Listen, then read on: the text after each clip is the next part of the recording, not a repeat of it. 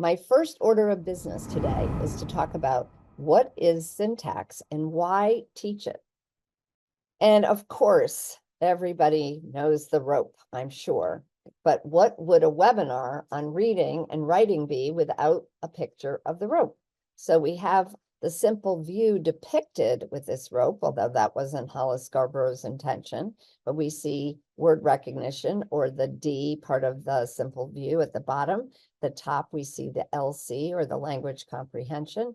And this is where we're going to focus our attention today, on these language structures here, where we see syntax and semantics in the same strand, because they really go together. You can't really talk about one without the other, although we're going to focus specifically on syntax today.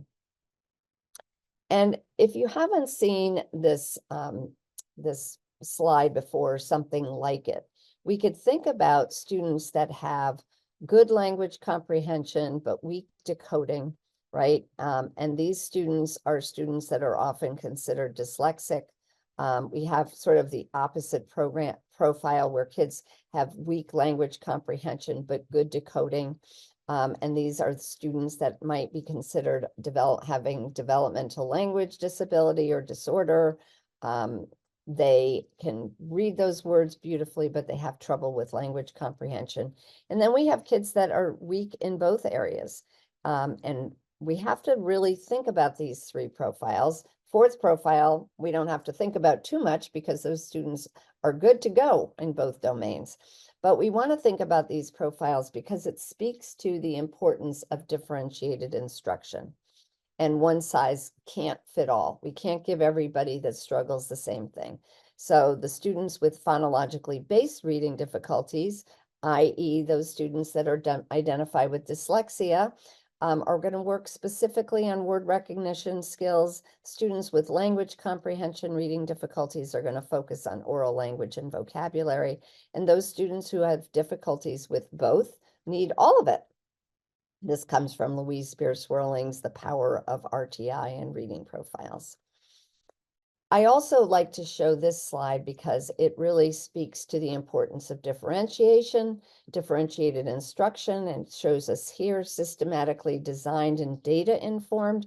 But it's going to look different, right? That instruction is going to look different depending on which of these bands of students that we're talking about. The students in the bottom two bands really need a comprehensive analytical approach to learning language structure, what we might call structured literacy. The students in the top band don't need as much of that. They might need it for spelling and writing, which I always talk about. Actually, they all benefit from explicit instruction in spelling and writing.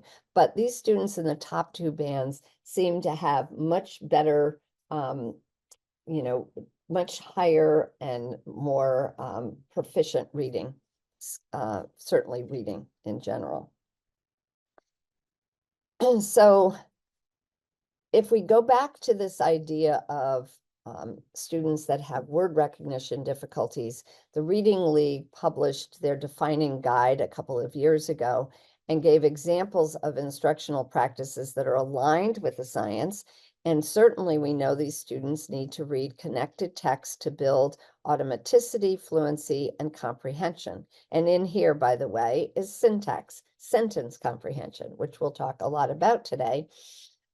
We do not emphasize speed or words per minute, right? And I will also go back to that idea. We don't want to do that. That's a practice not supported by evidence. Now, if we think about the students that need more of the language comprehension focus, some examples of practices that are aligned are explicit instruction in grammatical structures and academic vocabulary within the context of other reading activities, right? And not supported are implicit instruction of grammatical structures.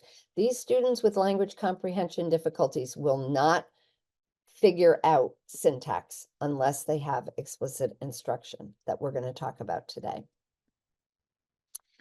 I always like to also share our reading wheel because the reading wheel is really our graphic organizer, if you will, to show all of the domains of reading that were identified initially by the National Reading Panel in 2000, with the addition of spelling here, with the addition of morphology here, with the addition of written expression here, with this at the center. And I will talk more about that because it's very important when we're talking about building language comprehension skills. But what you'll notice is our original wheel had fluency here, and that's because we wanted to represent the 5 pillars from the National Reading Panel. But to that earlier point, we saw a lot of teachers getting kids to read fast, and they were losing sight of what was the really most important thing about having kids read fluently. It's to comprehend the text, not to read fast. It's not a race. Kids who have slow processing speed are not going to be able to read fast. And it's okay. It doesn't matter as long as they're making meaning. So we replaced fluency with syntax. And you'll sort of see, I hope, why we did that and what we feel we get out of replacing syntax, because we're going to still talk about fluency, and you're going to hear me talk about it a lot today. Fluency is absolutely critically important, but we don't think of it the same way as some of these other big ideas. Reading fluency or fluency of anything is really about automaticity. So it's not like phonemic awareness or phonics. It's not conceptually the same thing. This is a QR code, by the way, if you want to just go to our website, and it will take you there. And there's lots more information about all of this.